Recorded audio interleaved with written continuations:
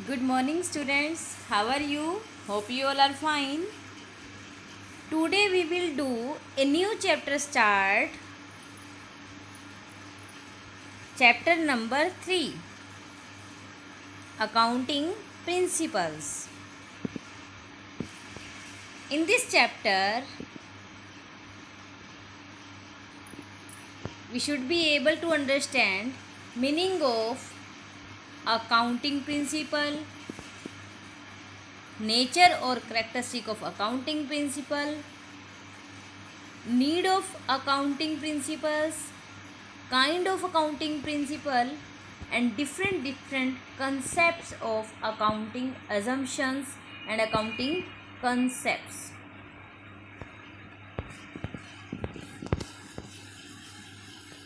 These are accounting concept: going concern concept, consistency concept, accrual concept, business entity concept, money measurement concept, accounting period concept, cost concept, due respect concept, revenue recognition concept, matching and objectivity concept, and different type of accounting conventions: convention of full disclosure, convention of materiality, convention of conservatism, and convention of prudence. Theory base of accounting.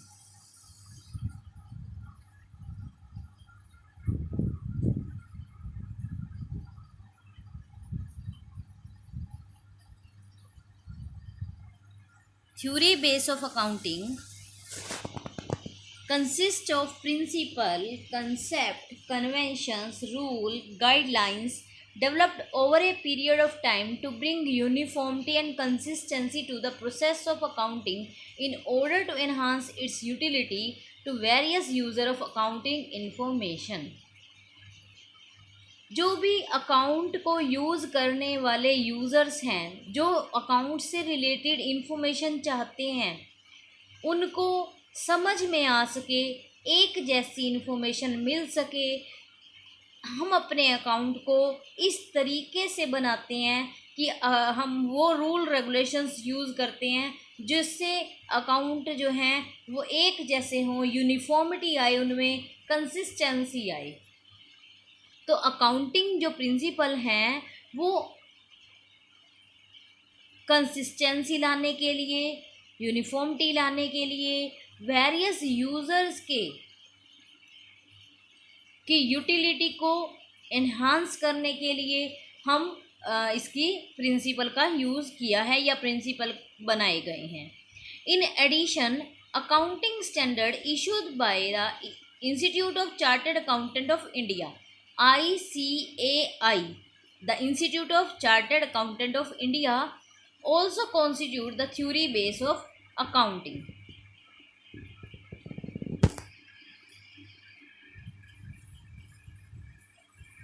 क्या है accounting principal? Meaning of accounting principle क्या है, ध्यान से देखेंगे।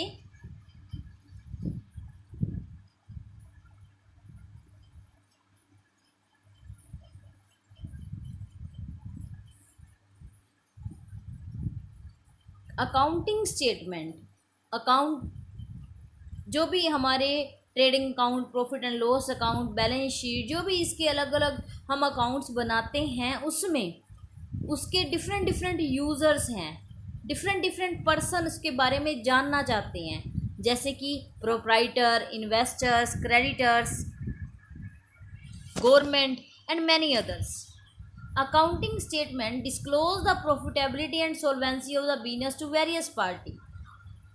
अब जो account इतने यूज़फुल हैं हर पर्सन के लिए, इतने सारे पर्सन उसके यूज़र्स हैं, तो क्यों ना हमारे अकाउंट ऐसे बने होने चाहिए जो हर किसी के समझ में आ सकें, जिसमें स्टैंडर्ड लैंग्वेज, ऐसे रूल्स बने होने चाहिए या स्टैंडर्ड लैंग्वेज का यूज़ किया जाना चाहिए जो सभी उसको समझ सकें, या जनरली एक्सेप्टेड अकाउंटिंग प्रिंसिपल जो सभी जगह पर एक्सेप्ट किए जा सकें।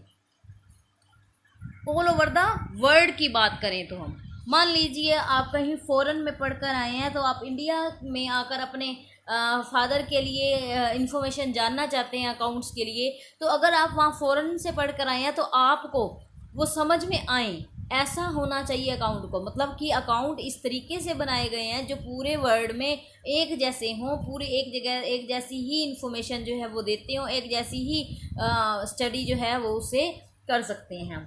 These principles have developed over a course of period, usage, reason, common experience, historical precedent, statement of individual, professional bodies and regulation of the government agency। तो कुछ professional bodies, government agencies या individual person ने मिलकर क्या किया है, अपने experience से, कॉमन एक्सपीरियंस, सभी का साझा एक्सपीरियंस लिया, हिस्टोरिकल प्रेसिडेंट से, पीछे की बातों से वो सीखे, कुछ रीजंस थे जिसके लिए उनको ये बनाना हो गया। तो काफ़ी रिसर्च और वो करने के बाद जो है उन्होंने कुछ प्रिंसिपल जो हैं वो डेवलप किए हैं। तो प्रिंसिपल सबको पता है क्या है, एक तो यूनिफॉर्म सेट ऑफ रूल्स हैं, कुछ ऐसे रूल्स हैं जो सभी जगह पर अप्लाई होंगे। तो accounting principle are uniform set of rules और guidelines develop to ensure uniformity and easy understanding of accounting information. Accounting information को ईजिली समझ में आने योग्य बनाने के लिए कुछ रूल्स, कुछ गाइडलाइंस जो हैं वो हमारे प्रिंसिपल्स हैं। अब अकाउंटिंग प्रिंसिपल क्या है, मैन मेड है, मीन्स इनको पर्सन ने बनाया है, मशीनों ने नहीं बनाया है, पर्सन ने बनाया है। तो अकाउंटिंग प्रिंसिपल जो है वो मैन मेड हैं, जो पर्सन के एक्सपीरियंस, रीज़न और रिसर्च के बाद बनकर बाहर निकले हैं। They are not laboratory tested, उन्हें hence they lack universal applicability like the principle of physics, chemistry and other natural science. ये लैब से में टेस्ट नहीं किए जा सकते, ये जो है यूनिवर्सल एप्लीकेबिलिटी जो है वो उनकी कमी रखते हैं। जैसे कि हम कह सकते हैं कि फिजिक्स केमिस्ट्री में आपको पता है कि ये केमिकल इसमें मिलाने से या इस एंगल से देखने पर ये होगा, तो आप एग्जैक्ट चाहे किसी कोने में भी देखेंगे वो हर जगह पर यूनिवर्सल एप्लीकेबल होगा। लेकिन अगर हम इसकी बात करें तो ये पर्सन के द्वारा बनाए गए हैं, पर्सन पर अप्लाई होते हैं। हम यहाँ पर कह सकते हैं कि बिल्कुल ये स्ट्रिक्ट फॉलो नहीं होते हैं जैसे कि साइंस होती है। अकाउंटिंग प्रिंसिपल आर फ्लेक्सिबल, हर बिजनेस को अपने अकॉर्डिंग उसमें कुछ कम ज़्यादा करना हो, कुछ चेंजेस करने हो तो वो टाइम के अकॉर्डिंग कर सकता है। तो ये रिजिड नहीं है बट फ्लेक्सिबल हैं। They are bound to change with the passage of time in response to the change in business practices, government policies and need of the users of accounting information. Next हम कह सकते हैं accounting principle are generally accepted, ये हर जगह पर accept किए गए हैं। तो यहाँ पर ये बात आती है कि ये बेस है अकाउंट का, या वो गाइडलाइंस है जो हमें बताती है कि हमें किस तरीके से अपने अकाउंट्स बनाने हैं, जो कि डिपेंड करता है upon how well it is satisfy the following 3 criteria. किस तरीके से हम इसके 3 क्राइटेरिया को सेटिस्फाई करते हैं। जैसे कि हम बात करते हैं कि अकाउंटिंग जो है प्रिंसिपल डिपेंड हैं इन पर relevance. A principle is relevant if it result information that is useful to the users of accounting information। Principle जो है वो रेलिवेंट है ताकि अकाउंटिंग इन्फॉर्मेशन जो है उसके यूज़र्स के रेलिवेंट हो, उसके यूज़ करने लायक हो, उसके अकॉर्डिंग बनी हुई हो। नेक्स्ट है objectivity. A principle is objective if it free from personal bias or judgement of those who furnish the information. Objectivity also implies verifiability, which means that there is some way of finding out the truthfulness or correctness of the information reported। तो ये कहता है कि ये ना मतलब partiality वाले नहीं होने चाहिए, फ्री फ्रॉम पर्सनल बायस होने चाहिए। तो अगर हम इसको वेरीफाई कर सकें तो इजीली हम वेरीफाई कर सकें, जिससे कि उसकी ट्रूथफुलनेस और करेक्टनेस की रिपोर्ट जो है वो देख सकते हैं। Feasibility, a principle is feasible if it can be applied without undue complexity और कॉस्ट। बिना किसी मुश्किल के, बिना किसी कॉस्ट के आप इसको अप्लाई कर सकें, ये ऐसे हों। नेक्स्ट हमारा आता है नीड ऑफ अकाउंटिंग प्रिंसिपल। तो अकाउंटिंग प्रिंसिपल की नीड क्यों रही, सभी को पता है कि अकाउंटिंग प्रिंसिपल की नीड इसलिए रही क्योंकि इसके जो डिफरेंट डिफरेंट यूज़र्स हैं उनको वो इन्फॉर्मेशन ईजिली समझ में आ सके, वो उसको रिलायबल कर सकें या कंपेरेबल कर सकें। तो ये चीज़ जो है वो यूज़र्स के पॉइंट ऑफ व्यू से देखी गई है कि कंपेयर करने के लिए to see how a firm has performed as compare to other firm, how it has performed as other compare to the previous years. तो किस तरीके से अपनी ही फर्म को उसके पिछले सालों से में कंपेयर करना या अपने ही फर्म को किसी अदर फर्म के साथ कंपेयर करने में जो है किस तरीके से कर सकते हैं। तो उन सब के को समझने के लिए अकाउंटिंग प्रिंसिपल की नीड्स जो है वो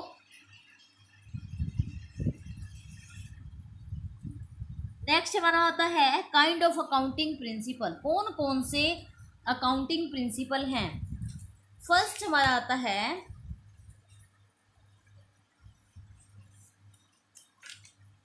अकाउंटिंग कंसेप्ट्स एंड और अजम्पशंस। आप कंसेप्ट भी बोल सकते हैं और अजम्पशंस भी बोल सकते हैं। नेक्स्ट है अकाउंटिंग कन्वेंशंस। हमारे 11 कंसेप्ट हैं और 3 कन्वेंशंस हैं। आप देखेंगे अकाउंटिंग कंसेप्ट हमारे 11 हैं और अकाउंटिंग कन्वेंशंस 3 हैं।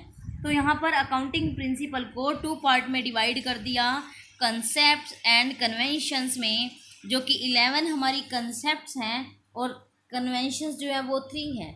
तो सबसे पहले हम अकाउंटिंग कंसेप्ट के बारे में पढ़ रहे हैं। In order to make the accounting language convey the same meaning to all people and to make it more meaningful, most of the accountants have agreed on a number of concepts which are usually followed for preparing the financial statement. These concepts provide a foundation for accounting process.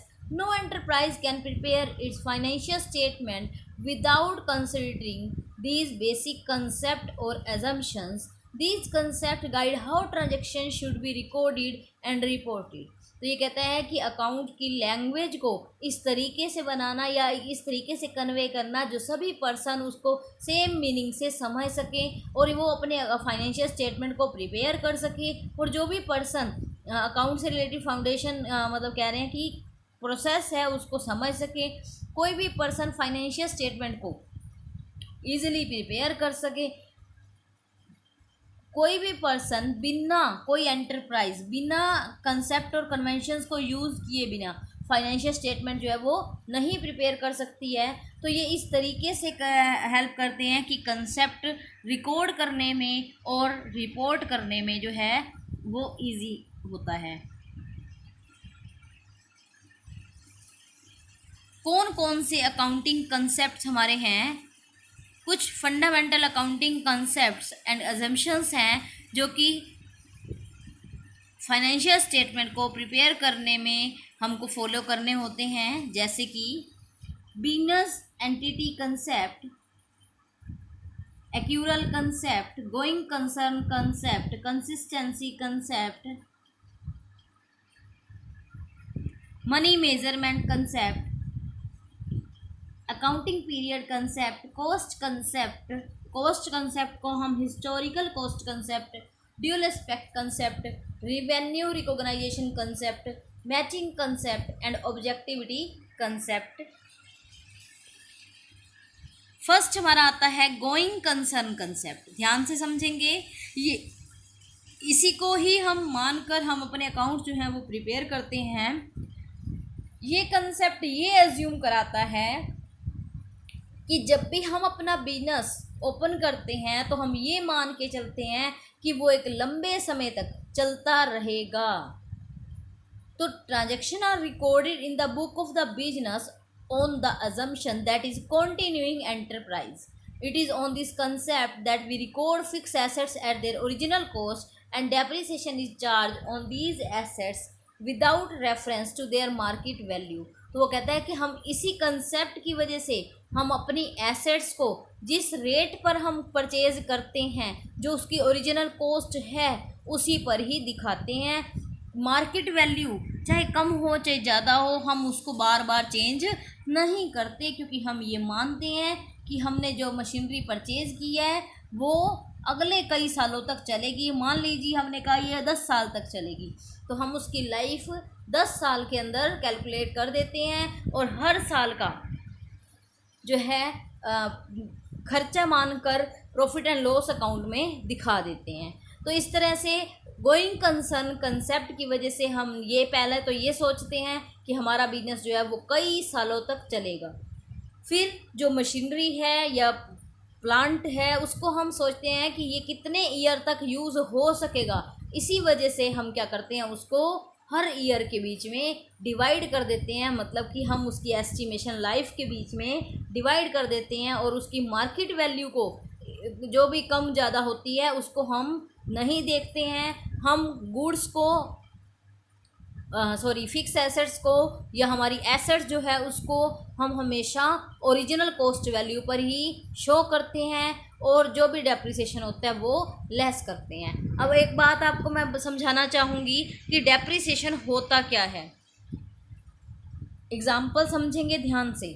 Going concern concept आपको समझ ही आ गया कि हम ये assume कर लेते हैं कि बिजनेस जो है वो लंबे समय तक चलता रहेगा, एक लॉन्ग पीरियड पर चलता रहेगा। जब चलता रहेगा तो हम कोई भी एसेट्स खरीदते हैं तो ये नहीं सोचते कि कल हमारा बिजनेस बंद होना है या 1 साल बाद बिजनेस बंद होना है तो क्या ज़रूरत है इसको ख़रीदने की, या कोई भी प्रॉब्लम हम जो है उसको यही सोच कर चलते हैं कि ये काफ़ी ईयर तक चलेगा। अब बात आती है कि हमने एक मशीनरी परचेज़ की, 10 लाख की आपने मशीनरी परचेज़ की। अब आपको पता है कि जो मशीनरी आज आपने परचेज़ किया वो जिस टेक्नोलॉजी की है, 10 साल बाद टेक्नोलॉजी जो है कुछ और होगी, तो आप उसकी एस्टिमेशन लाइफ 10 ईयर रख देते हैं कि 10 ईयर के बाद तो आप उसको चेंज करेंगे ही करेंगे। तो अब मान लीजिए 10 लाख की मशीनरी जो आई वो कितने की है, 10 लाख की मशीनरी जो आई वो 10 लाख की है, तो उसको यूज़ कितने ईयर करेंगे, 10 ईयर करेंगे। तो हमने पर ईयर का 10 लाख को डिवाइड किया 10 से, तो हम 10 ईयर से डिवाइड किया तो पर ईयर का एक्सपेंस निकल गया कितना, 1 लाख। 1 लाख हमारा आया। जब 1 लाख हमारा आया तो 1 लाख क्या है, पर ईयर कॉस्ट है मशीनरी की। अब मशीनरी की पर ईयर कॉस्ट जो 1 लाख है, तो इसका मतलब कि हम एसेट्स की वैल्यू में डेप्रीसिएशन को लेस करते हुए उसकी वैल्यू धीरे धीरे कम करेंगे कि जो यूज़ होती गई उतना वो उसका वैल्यू में कमी आती गई। तो 10 लाख को में से हमने 1 लाख लेस किया तो हमारी 9 लाख की एसेट जो है वो नेक्स्ट ईयर जाएगी। फिर नेक्स्ट ईयर फिर 1 लाख जो है कम हो जाएगा और 8 लाख हो जाएगी। इस तरीके से हमारी धीरे धीरे वो एसेट जो है वो ज़ीरो हो जाएगी। ये हमारा था गोइंग कंसर्न कंसेप्ट। इसी कंसेप्ट की वजह से हम प्रीपेड एक्सपेंसेस भी कर देते हैं कि फ्यूचर हमारा जो है वो हम बिजनेस करेंगे, इसलिए हम फ्यूचर के लिए एक्सपेंस कर देते हैं।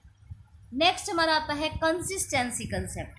कंसिस्टेंसी कंसेप्ट क्या कहता है, ये कंसेप्ट कहता है कि जो भी आप अकाउंट्स बना रहे हैं वो हर साल सेम बनाएं। कोशिश करें कि सभी फर्मों का सेम ही हो, लेकिन अगर आप सभी फर्मों के साथ सेम नहीं कर सकते तो अपने ही बिजनेस में जो डिफरेंट ईयर्स हैं, प्रीवियस ईयर है, पास्ट ईयर है, फ्यूचर ईयर है, जो भी उसमें आप अपने जो अकाउंट्स बना रहे हो उसको सेम मेथड सेम रूल से बनाएं, उसमें चेंजेस नहीं करें, जिससे आप कंपेयर जो है वो इजीली कर पाएंगे। This concept state the accounting principle and method should remain consistent from one year to another. These should not be changed from year to year in order to enable the management to compare the profit and loss account and balance sheet of the different period and draw important conclusions about the working of the enterprise. ये concept क्या कहता है कि जो भी method use कर रहे हैं या जो भी जो है कर रहे हैं आप, एक साल से अलग अलग साल में आप सेम ही करें, चेंज नहीं करने चाहिए आपको, जिससे क्या है प्रॉफिट एंड लॉस अकाउंट जो है वो डिफरेंट पीरियड का कंपेयर करने टाइप रिजल्ट जो है आपको नहीं बता पाएंगे। If A firm adopt different accounting principle, अगर एक फर्म डिफरेंट अकाउंटिंग प्रिंसिपल बताती है तो प्रॉफिट ऑफ करंट ईयर के जो हैं वो will not be comparable with the profit of preceding period. For example firm can choose one of several method of depreciation, depreciation को लगाने के डिफरेंट डिफरेंट मेथड हैं। आप एक साल कोई और मेथड चूज़ कर रहे हैं, दूसरे साल कोई और मेथड चूज़ कर रहे हैं, उससे क्या होएगा, वो डिफरेंट ही रिजल्ट दिखाएंगे। जब दोनों ही डिफरेंट रिजल्ट दिखाएंगे तो आप जो है उसको कंपेयर नहीं कर सकते हैं। तो इसलिए जो आप कंपेयर करने पर डाटा जो इन्फॉर्मेशन लेना चाहते हैं वो सही नहीं होगी। इसीलिए कहते हैं कि कंसिस्टेंसी होनी चाहिए। नेक्स्ट हमारा क्या है, एक्यूरल कंसेप्ट। एक्यूरल कंसेप्ट क्या कहता है, in accounting accrual basis is used for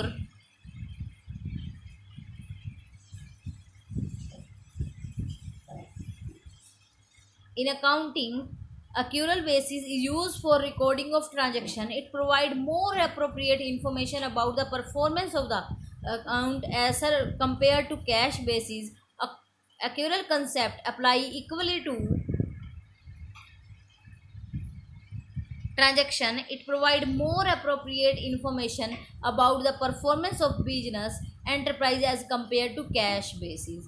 accrual concept कहता है कि आप चाहे आप कैश में पेमेंट करें चाहे नहीं करें, चाहे आप कैश में रिसीव हो चाहे नहीं हो, लेकिन अगर आपने कोई भी ट्रांजैक्शन करी है, चाहे वो क्रेडिट में की है उधार में करी है, तो आपको उसको नोट करना चाहिए, उसको उस ईयर की मानना चाहिए। Accrual concept apply equally to revenue and expenses. Revenue और एक्सपेंसेस दोनों को ऊपर ही अप्लाई करने की बात कहता है।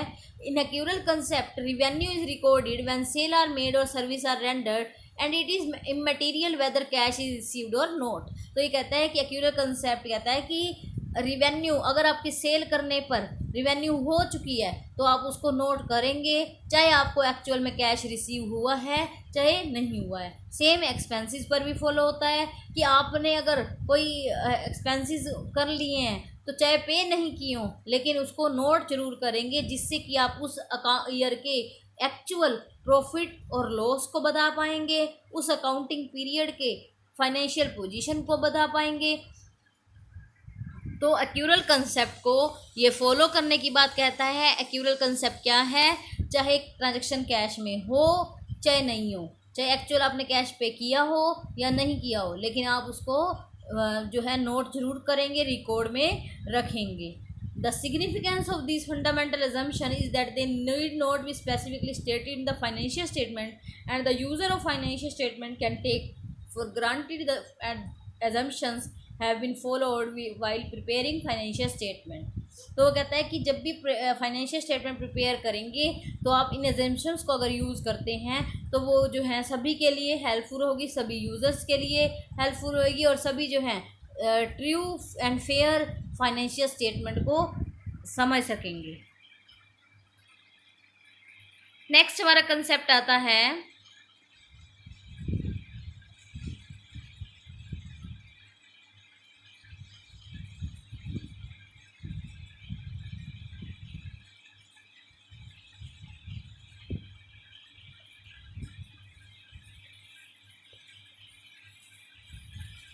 डिफरेंट ओनर्स की अगर बात करें या क्राइटर्स की बात करें, मैनेजर की बात करें, तो सभी को ही एक ऐसा व्यू जानना होता है कि जो भी बुक्स रखी गई हैं उनका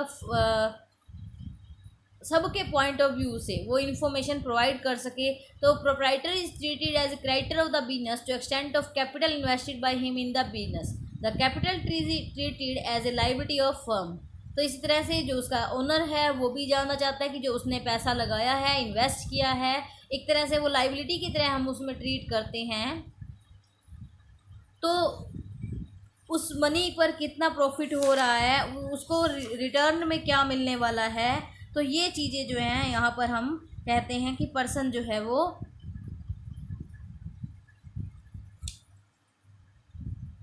ये जो कंसेप्ट है हमारा क्या है, business entity concept. Business entity concept क्या कहता है, according to this concept business is treated as a unit on separate and distinct from its owner, character, manager and other. In other words, the owner of a business is always considered as distinct and separate from the business he owns. Business entity concept कहता है कि business को इस तरीके से treat किया जाता है कि वो एक अलग यूनिट, एक सेपरेट यूनिट बनकर आता है। उसके ओनर, क्राइटर और मैनेजर जो हैं वो अलग पर्सन है। Owner of the business is always considered as distinct and separate from the business he owns. Business को अलग माना जाता है और उस पर्सन को, जो ओनर है, उसको अलग माना जाता है। इसीलिए हम बिजनेस में जो बुक्स रखते हैं वो डिफरेंट पूरा सेट रखते हैं, रिकॉर्ड करते हैं, ताकि हर ट्रांजैक्शन पर जो है नज़र रखी जा सके। पर्सन के जो पर्सनल एक्सपेंसेस होते हैं वो अलग होते हैं और जो उसके बिजनेस के एक्सपेंसेस होते हैं वो अलग रखे जाते हैं। तो the proprietor is treated as a creditor of the business. जो उसका ओनर है, प्रोप्राइटर है, वो एक तरह से क्राइटर समझा जाता है कि कैपिटल कितनी इन्वेस्ट की गई है वो एक तरह से लाइबिलिटी की तरह ट्रीट किया जाता है। इसीलिए हम दो साइड बनाते हैं, एक लाइबिलिटी साइड, एक एसेट साइड। तो यहाँ पर हम इसे लाइबिलिटी साइड में नोट करते हैं। आगे बात आती है कि he borrowed fund from its own proprietor instead of borrowing is from outside parties. अगर वो कहीं से वो जो कैपिटल इन्वेस्ट कर रहा है वो इस तरीके से सोच के करता है कि वो कहीं बाहर से लोन ना लेकर, उधार ना लेकर, खुद का पैसा ही उधार में दे रहा है। It is for this reason that we also allow interest on capital and expenses of the business. तो वो कहता है कि इसीलिए हम उसके ऊपर इंटरेस्ट ऑन कैपिटल भी देते हैं और बिजनेस का एक्सपेंसेस को मानते हैं। इंटरेस्ट ऑन कैपिटल जो है हमारे प्रॉफिट्स को कम कर देता है और प्रोप्राइटर की कैपिटल को इंक्रीज कर देता है। इसी तरह अगर पर्सन कोई पैसा बिजनेस से निकालता है तो उसको भी हम रिकॉर्ड करते हैं और उसको भी अलग से जो है, अगर वो गुड्स भी यूज़ करता है पर्सनल पर्पज़ के लिए तो भी इसी तरह से उसको ड्राइंग माना जाता है। तो बिजनेस एंटिटी कंसेप्ट क्या कहता है कि बिजनेस अलग है और पर्सन जो है वो अलग है। इसी तरह से प्रोप्राइटर का हाउस, हिज पर्सनल इन्वेस्टमेंट इन security, personal car, personal income expenditure को डिफरेंट अलग रखा जाता है, उस अकाउंट्स में शामिल नहीं किया जाता है। इसी तरह से उसके बिजनेस से रिलेटेड खर्चे जो हैं वो बिजनेस के रिकॉर्ड में रखे जाते हैं और पर्सनल जो होते हैं वो पर्सनल अकाउंट में लिखे जाते हैं। नेक्स्ट हमारा कंसेप्ट आता है money measurement concept. Money measurement concept क्या है? Only those transactions and events are recorded in accounting which are capable of being express in term of money and event even tho it may be very important for the business will not be recorded in the book of the business unless its effect can be measured in term of money with a fair degree of accuracy. तो ये कहता है कि money measurement concept हमारा ये कहता है कि जो भी हम अकाउंट्स में ट्रांजैक्शंस रिकॉर्ड्स करेंगे वो ट्रांजैक्शन को उन्हीं फाइनेंशियल नेचर वाली होने पर ही किया जा सकता है। मींस जिसको हम मनी की फॉर्म में एक्सप्रेस कर सकते हैं, मनी की फॉर्म में चेंज कर सकते हैं, उन्हीं को ही करना चाहिए, चाहे कितनी ही इम्पोर्टेंट ट्रांजैक्शन क्यों ना हो। अगर हम उसको मनी की फॉर्म में मेज़र नहीं कर सकते हैं तो हम उसको रिकॉर्ड नहीं करेंगे। जैसे एग्जांपल में दे रहा है कि accounting does not record a quarrel between the production manager and sale manager, it does not report that a strike is beginning and it does not reveal that a competitor has placed a better product in the market. These facts are happening cannot be expressed in money terms. Love, money is the only measurement which enables various things of diverse nature to be added up together and dealt with. For example, a business on a particular day has rupees 50,000 in cash, 5,000 kilogram of raw material, 10,000 kilogram of finished goods, 5 machines, 100 chairs and 20 fans. All these things cannot be added and unless expressed in term of money. आप इसी तरह से इसको note नहीं कर सकते। हम note करेंगे कैसे? उसको मॉनिटरी फॉर्म में लिख कर, जैसे कि हमारे 50,000 कैश, 50,000 का रॉ मटेरियल जो 5,000 किलोग्राम रॉ मटेरियल है वो 2,50,000 का। इसी तरह से 10,000 किलोग्राम ऑफ फिनिश गुड्स हमारी कितने की हुई? 5 लाख की।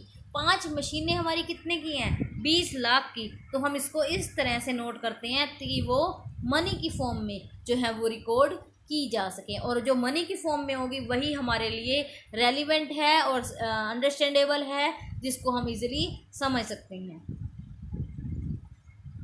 नेक्स्ट हमारा आता है अकाउंटिंग पीरियड कंसेप्ट वो हम करेंगे नेक्स्ट वीडियो में। आज के लिए इतना ही। इससे रिलेटेड जो भी आज के वर्क हुआ है, जो भी अकाउंटिंग कंसेप्ट मनी मेजरमेंट तक 5 कंसेप्ट हो चुके हैं, और हमारे अकाउंटिंग प्रिंसिपल का मीनिंग एंड नेचर या कैरेक्टरिस्टिक हम कह सकते हैं, या नीड ऑफ अकाउंटिंग प्रिंसिपल, तो वो सब आप जो हैं राइट भी करेंगे एंड लर्न करेंगे, और होमवर्क जो है वो मुझे मेरे व्हाट्सएप नंबर पर सेंड करेंगे। Thank you and bye bye, have a nice day.